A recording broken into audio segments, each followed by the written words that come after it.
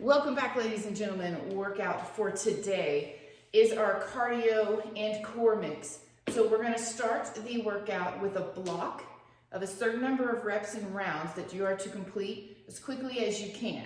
And then we'll get into a more steady state cardio that you're going to get to choose. Block 3 is going to be your standing band work, so you'll just follow the link. And block 4 will be a repeat with less rounds of block 1. So let's get into the exercises. Block 1, our numbers are a little bit high, but your goal is to keep these together as much as you can. This is a chunk of your cardio, your high intensity cardio. So really important you keep it connected as much as possible. Number 1, our high knees. Remember, our high knees are just our jogging motion if you can, with the knees coming up nice and high. Quick feet off the ground. If you need to step them, that's perfectly fine.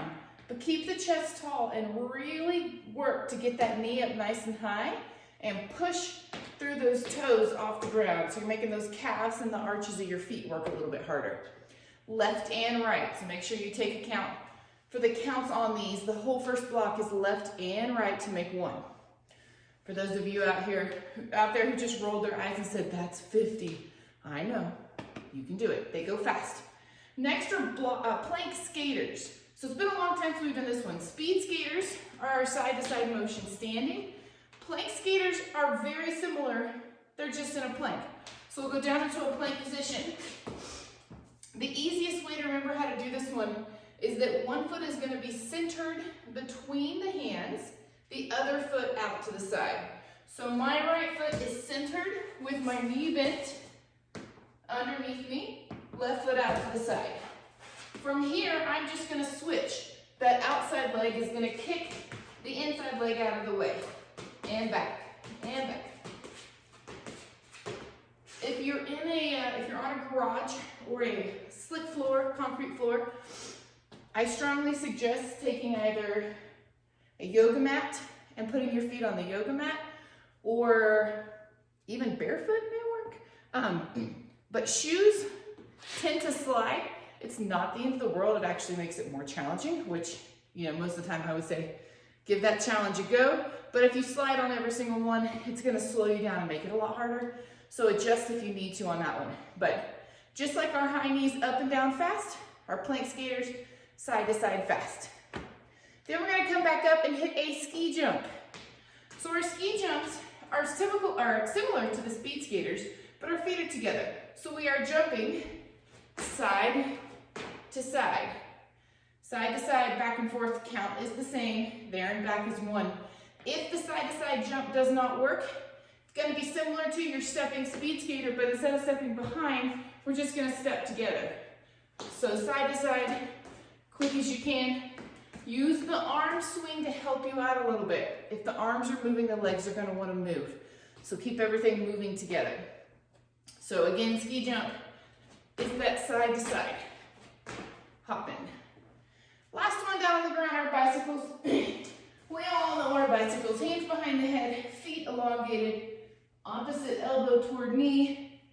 We are going quick as you can on these, but remember that the chest stays open. Don't cave the elbows into the face, so chest open nice and tall. Even when you rotate, I'm not pulling the elbow across. I'm thinking about pulling my shoulder across to meet that other elbow. The other thing is, when you pick up your pace, what tends to happen is the legs stop extending. So reach that bottom leg all the way out. Think about it like you've got a goal to kick in front of you. Then you're just far enough away that if you don't fully straighten that leg or point the toes away, then you won't touch it. So big reach on those.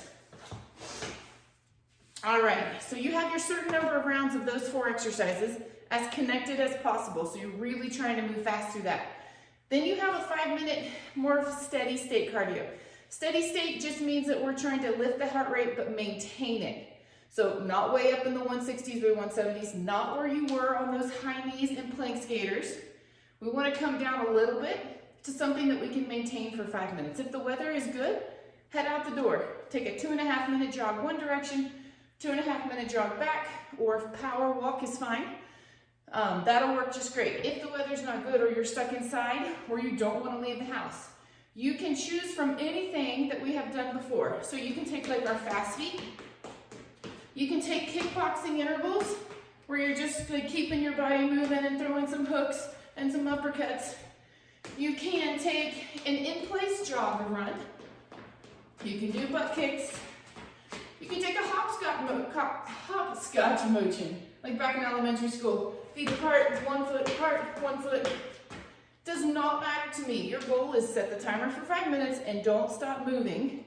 Slow it down when you need to maintain a good steady heart rate. 130s or so would be a good place to be. When you finish that 5 minutes, you're gonna click on the link for the standing lower body band work. So we're gonna throw in a little bit of therapy for the hips and our outer knee support of the bottom of the feet.